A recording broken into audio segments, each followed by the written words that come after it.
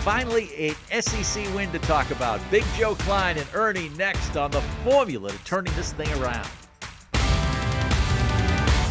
This is the Hog Central Podcast. And now, here's your host, Steve Sullivan. Welcome to our Hog Central Podcast. It's a pleasure to be alongside the walk-on wonder from Wabaseka, Ernie Murry, and the greatest center to ever play in the University of Arkansas, Joe Kleine. And he comes in after a win. How about that? He's smart. Mama didn't raise no fool. Hey, I want to throw something at you guys. I believe good coaches can brainwash a team. And Chin Coleman during the week said, I'll give you a word, grit. And I believe they pounded those kids all week with that word grit. And the team that wasn't very physical in the previous two games just manned up last night. Well, what I saw last night was they wasn't standing around waiting on Boogie. Everybody that played last night contributed. This is the first game where everybody that played scored. So they played by committee, and Theo is just a great athlete, just know how to get the ball. We won a game. We won a big, big game, and hopefully we can build on this. Yeah, I mean, this week was pivotal. I think grit was a good word. I think you could throw some other superlatives in there as well. I mean, yeah, it was time. I mean, there's no, as Ernie would tell you, and I think, Steve, you've seen enough, at some point, it's got to become personal. And it's gotta bother you, and somebody's got to pay, and that's the mindset you have to have, whether you call it grit or whatever it may be. But it's time to man up, and they had done, with the exception of Tennessee, I had felt they had played fairly physical in most games, but there was always this lull of 10 or so minutes in every game where they just blew it. Teams pulled away, and last night it looked like that was getting ready to start happening again towards the end of the first half, and they kept themselves around, and they kept themselves around to start the second half, and then they made their push. And Knox and Theo were very, very physical, and that's how they got to play. I mean, this is what you saw last night is the blueprint for the rest of the year, in my opinion. They've got to win the boards. They got to win the free throw line, and hopefully they'll make some shots. But they have to win those two things. I saw Coach Cal last night, and obviously he wasn't looking at the stat sheet because Johnell Davis was like 1 of 10 from threes, 3 of 14. DJ Wagner was 3 of 14. But I felt watching him all night that he was just coaching energy. If you played hard and, you hit the board and you played defense, he didn't care if you were 1 of 12 or 1 of 10, because everyone was 1 of 10 or 1 of 13. But I think he's done a good job keeping this team engaged. We got to give him credit for one thing. He has not given up on this basketball team. And I like what I see. He's cheering them up. Hey, even though we were 3 for 23 from the three-point line, shot 31% and win, he should be cheering them up. I like this team, but they just still, like Joe said, the blueprint is get the game ugly, speed the other team up, because in the half court we struggle. But when we attack the bucket, we get fouled and get to the line. The game was won at the line last night. When you played for them, did you see the encouraging Cal? No, I had young Cal. He said a young Cal. I had the what the hell are you doing, Cal? Hey, did you notice, though, last night that he was continually encouraging, even, it'd be easy to give up on Nelly Davis. Yeah.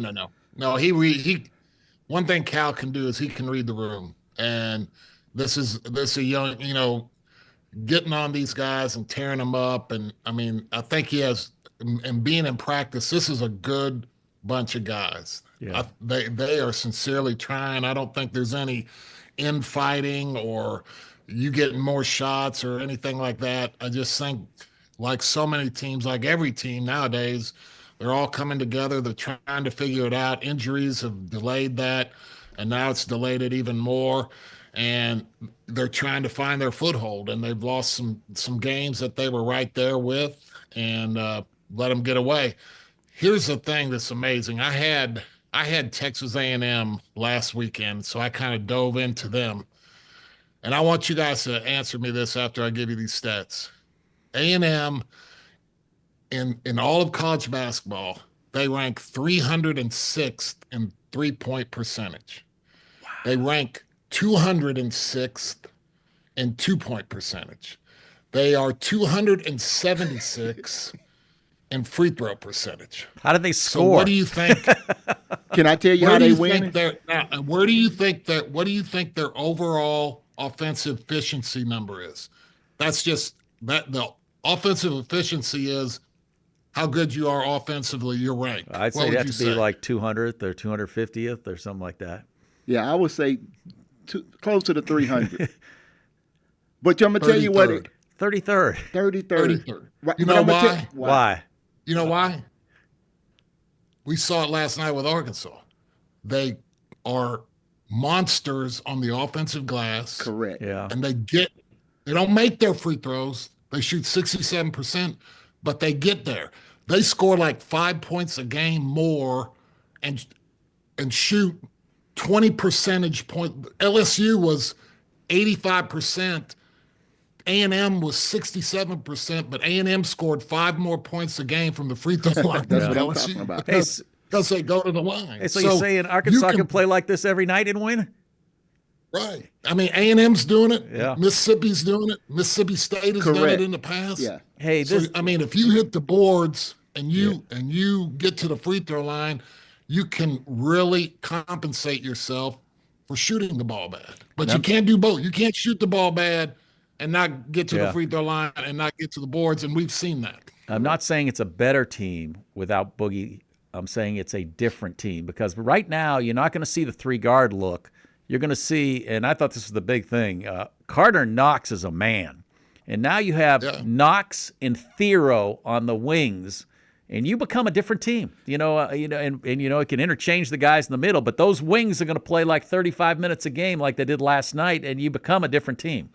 I think what happens when you got a great guard, a lot of time people stand around and watch. I think they said last night, Boogie's out.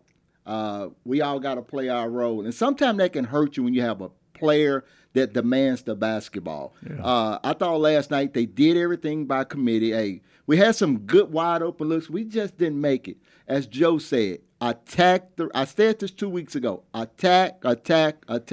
Make the referees make decisions. Yeah, they still shot 23 threes. Johnell Davis, you're a coach. You watched him. He seems to be taking good shots. It's kind of ironic. The one shot he hit, a guy was all over him in the corner for 3. Yeah. What would you tell a guy like that? Step back 3 over a 6'8" guy is the only one to What's going on with him? Well, I mean, I've watched him in practice. I've watched him in games. I like the kid. I think he plays hard. I think he's engaged defensively. I think he's a very willing passer, and I think he takes good shots. And and his shots are always right on line. And when he misses, a majority of the time he misses long. And Ernie will tell you, if you're a shooter and you hit back rim straight and it comes straight back at you, that's what you consider a good miss. That's about as close as you can get to not making the basket, but making the basket. That's it's online. It's about a quarter of an inch too long. It hits the back of the rim and it comes out. That's a good miss. Well, that's how his shots are. So you're like sitting there and you're like, I mean, I don't know, man. I mean, he doesn't look like he's hesitant. No. He doesn't look like he's scared to shoot. And his shots look great when he shoots them.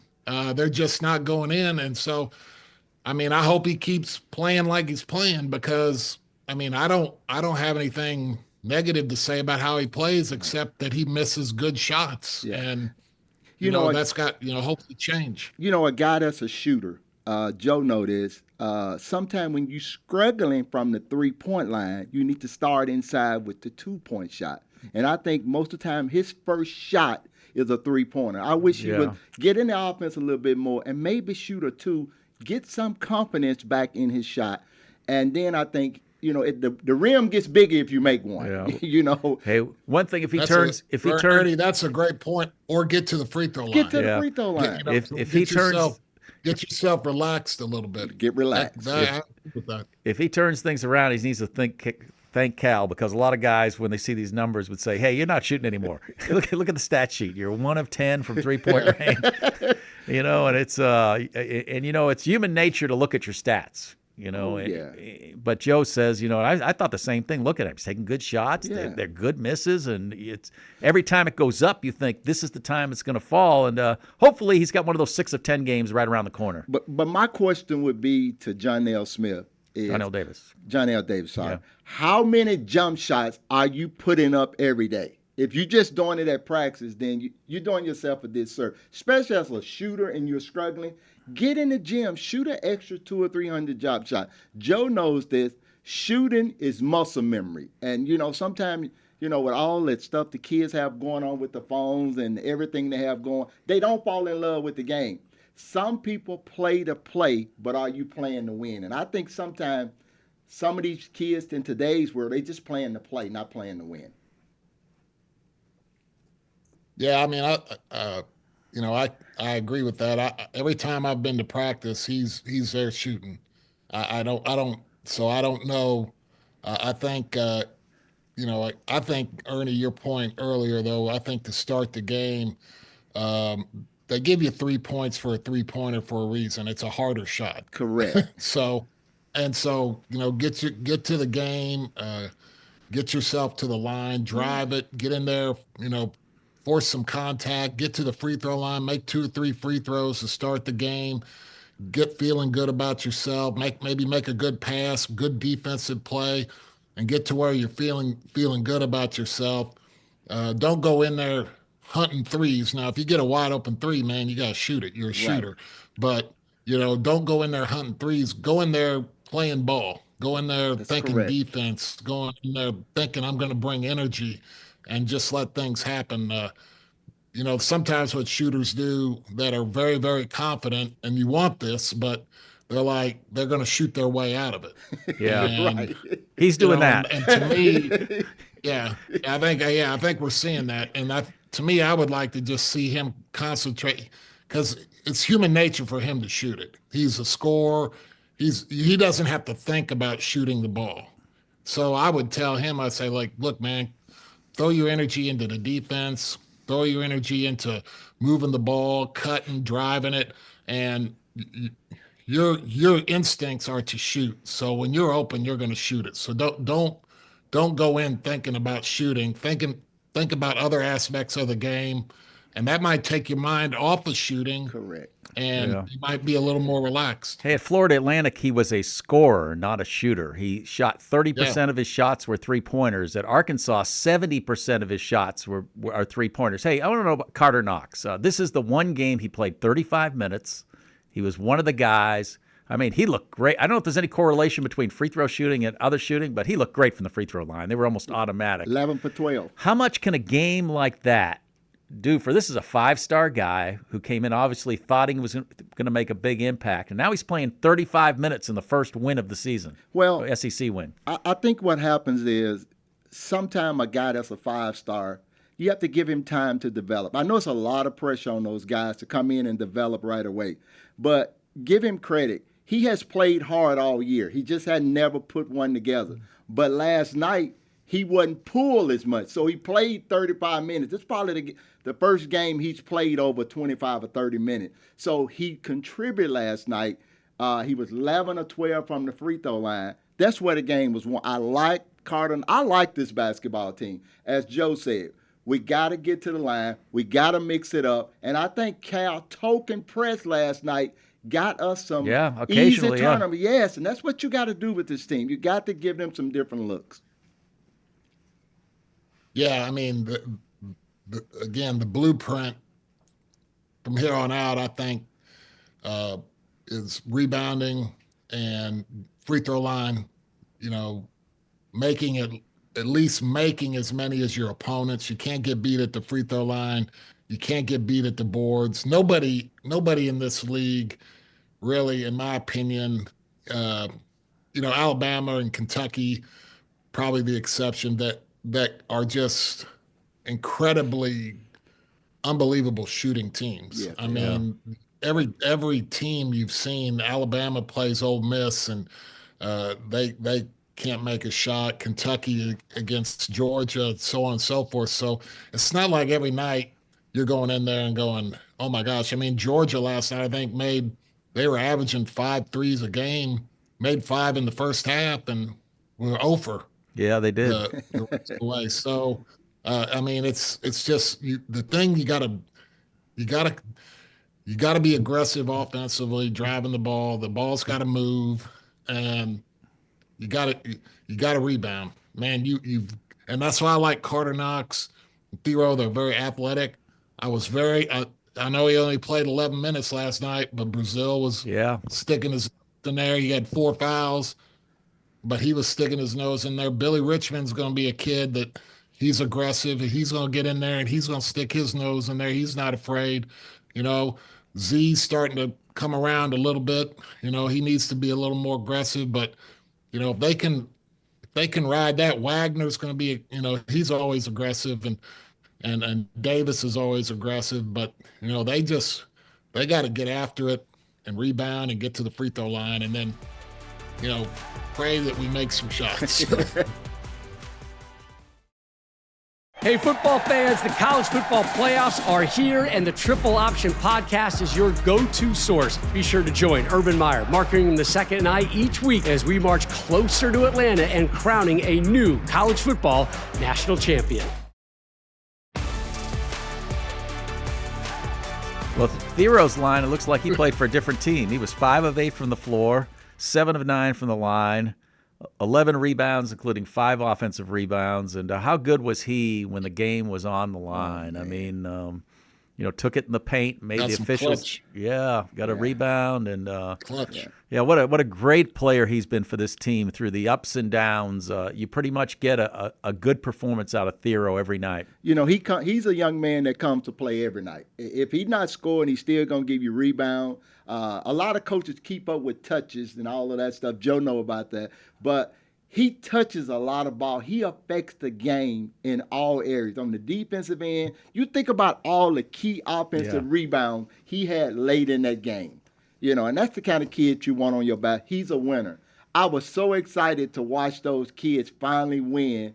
And I didn't know why they ran across the court. I was trying to figure who's across the court. Then I started thinking the student section. Yeah. So that was a great win for them. And you get that bad taste out of your mouth, and just hopefully we can beat Oklahoma on Saturday, which is going to be very, very tough. But they're a very physical basketball team. Joe, have you seen Oklahoma?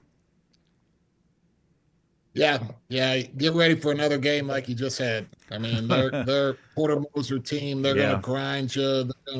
They're gonna guard you. They're gonna, make it physical. They want a physical game. So Arkansas is gonna have to be just like they were last night to match what they're gonna see versus Oklahoma. Yeah, and it only gets tougher. This is the easy part of the schedule.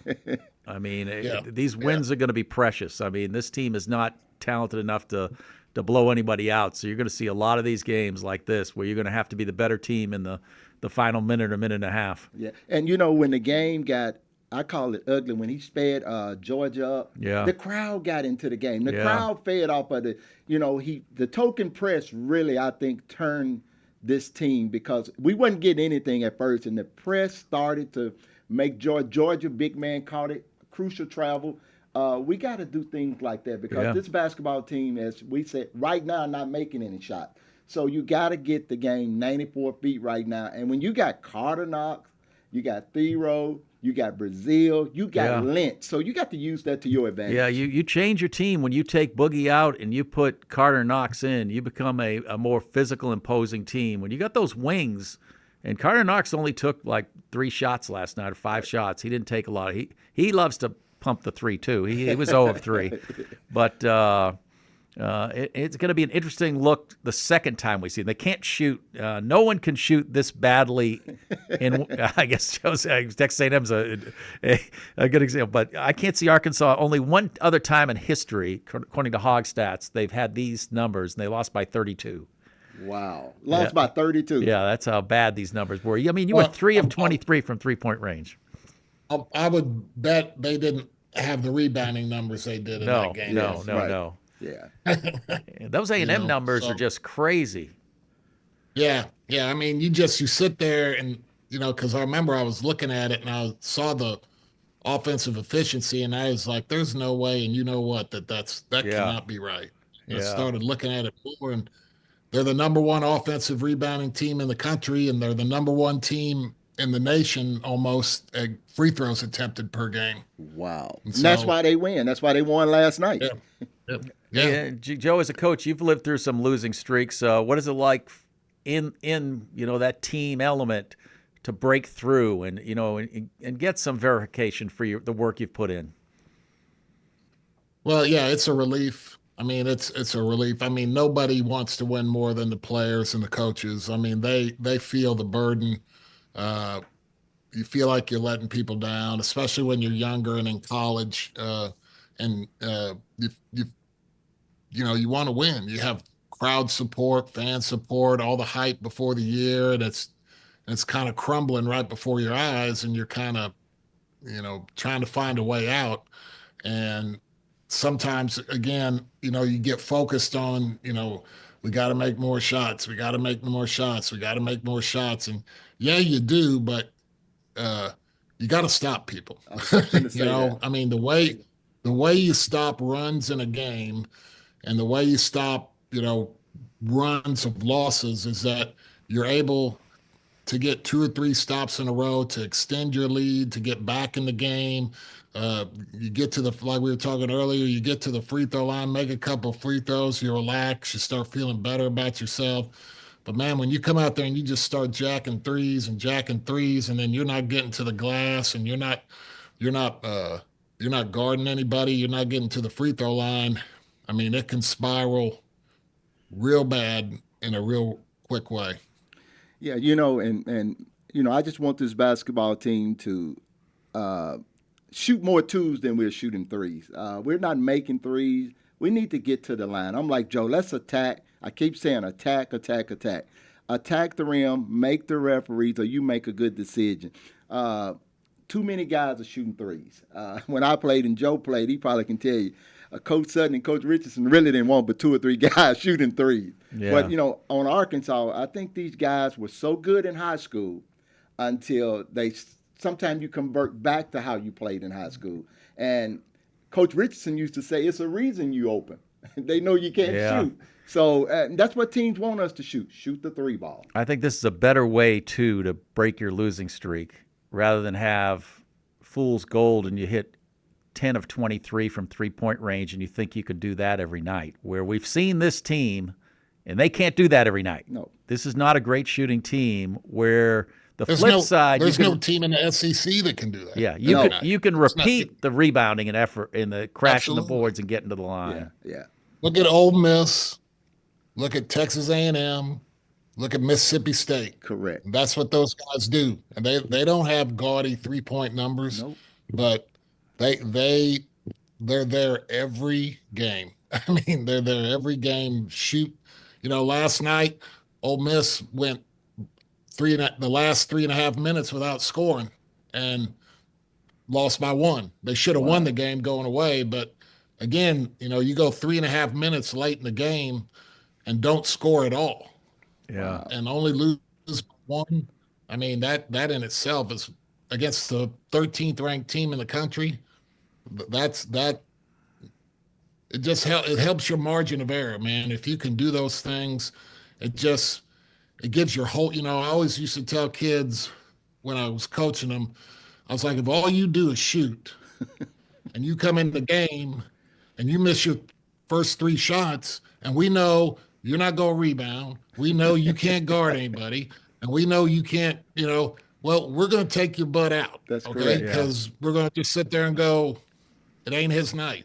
But if I know you take 3 shots and miss them, and I know you're a heck of a rebounder, a heck of a defender, heck of a passer of the ball, you take care of the ball, then I'm going to leave you in because I get something for you. And that, again, you made the great point of, I'm so glad we won this game this way because hopefully they will look at it and go, this is what we got to do, instead of going 10 for 23 and going, man, if we just make shots, we're going to win. Well, You're not going to make shots, Arkansas. Okay, it's not going to happen. You might have a game here or there, but for the rest of this year, you're not going. Okay, you are what you are. Yeah. Joe, okay? we can't continue. Make shots. We got to make some shots. We can't be 3 of 23 at home from 3 points. I know, but I'm just saying though. Yeah, I know what you're saying. Make 33% of your threes. Correct. Okay, because you're not. If you're banking on making 40 or 45, good luck with that because it ain't happening. No, it's not going to happen. Brazil showed the greatest restraint. He was just 1 of 2. 1 of 2. He's got a good-looking shot from three-point range when he's open. I don't mind him shooting the threes. I don't mind Brazil. I got to give that kid credit. He is really playing hard. Yeah. He picked up 3 or 4 fouls, but it's good to see him get 4 fouls. Yes. Normally he just wouldn't even foul a guy. Right. So he's playing with energy now. And this is a guy that asked Coach Cal if he could come back and be a Razorback. He wants to be here. And I'm so happy that he's playing. We just got to continue to get better. And the way this team is going to win, and I agree with Joe Kleine, we got to attack the glass and we got to get to the free throw line. The thing I worry about prior to last night's game, I think 10% of their offense was coming from the free throw line. They had the previous game, they didn't even go to the free throw line in the first half. This is not a team that was they were almost shying away from contact, throwing the ball high off the glass when they drove. And maybe, you take Boogie out of the lineup and you get Carter Knox in there, you got a different guy driving to the hoop. So I don't know. I mean, it'll be interesting to see if they can, and they got a perfect opponent to get in the mud with, you say, in Oklahoma on Saturday. So we could have 2 straight games like that. Yeah. I mean, again, I just,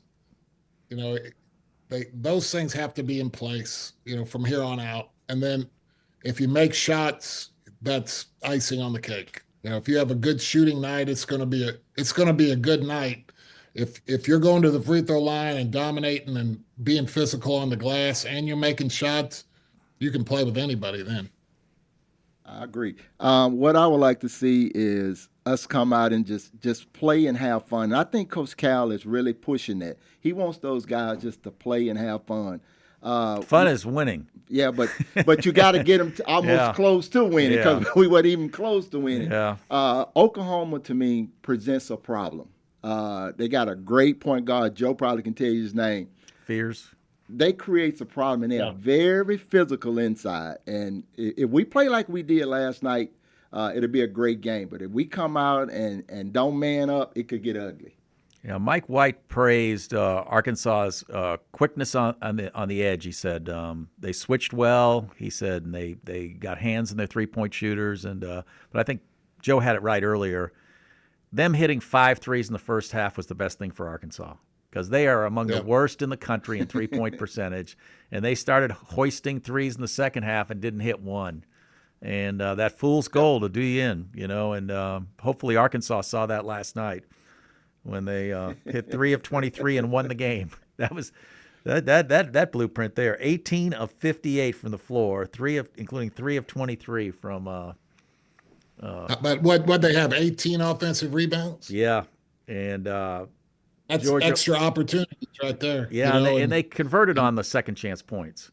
Hey, quickly, we're running out of time. Corky's, how things going? And you got a Super Bowl. That'll be a huge day for you, especially if your Chiefs are in it. I expect some big Chiefs special on Super Bowl Sunday.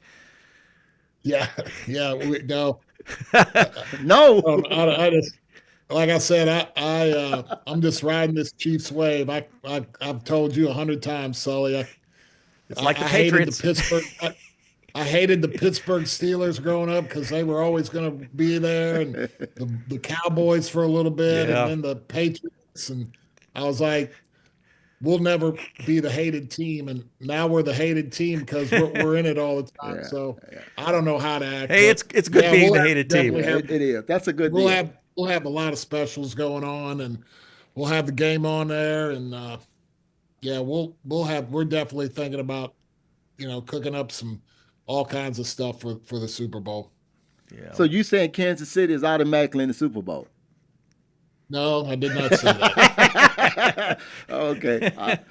I think it's. I'm like I said, my wife gets mad at me all the time because I'll be watching the game and we're getting ready to try to go to our 4th Super Bowl in 5 years or whatever it is, and I'm like watching the game, they'll do something wrong, and I'm like, we're so bad, we're not gonna win this game. She's just like, you are so negative, and I was like, well, had 50 years of it. It's hard to get it out of here. Kansas City's got a good trait. They know how to win. They know how to win. And it goes back to, having guys like Mahomes and Kelsey. And you just hope Arkansas, we hope we've learned how to win after this, learned a way to win. And appreciate you jumping on, Joe. It's, the blueprint's there, Sully. Yeah, Z was here for 5 losses. You jump in a win. And I guess what? I guess if we win Saturday, you need to come back next Wednesday. You may be the X factor. Timing's everything. Timing is everything. All right. Appreciate it, Joe, and good luck to you at Corky's, and congratulations on all your success, and appreciate you, Ernie. Anytime. Ernie's here every Wednesday, Tuesday, whenever we're doing this thing. Whenever we're doing it. He's lived through these. He's lived through those tough days. Joe, I'm coming by your house. Your neighbor told me to come by and see you. I know the code to the gate. I got the code to the gate. Joe has moved. No, I know where his new house is. I'm ready to change it. Hey, this is we're reuniting the old sports team here, Yes. Sports Week team. Yeah, that's my How many buddy. years ago was that? Oh, I can't tell you, but Joe, probably 10 or 12. Joe's a great guy, and I know where he lives, and I got a friend live in his neighborhood, and his friend, Joe told his friend, my friend, not to give me the code to the gate. But guess what? I got it. I'm going to get him removed from the neighborhood, man. He's got to go. He got to go. All right. Well, thank you, Joe. Yeah, and good seeing you. Thank you, Ernie, and thanks for tuning in to this Hog Central podcast. Hey, don't forget to like and subscribe to the Hog Central podcast. New episodes drop weekly on YouTube, Apple, Spotify, and wherever you get your podcasts.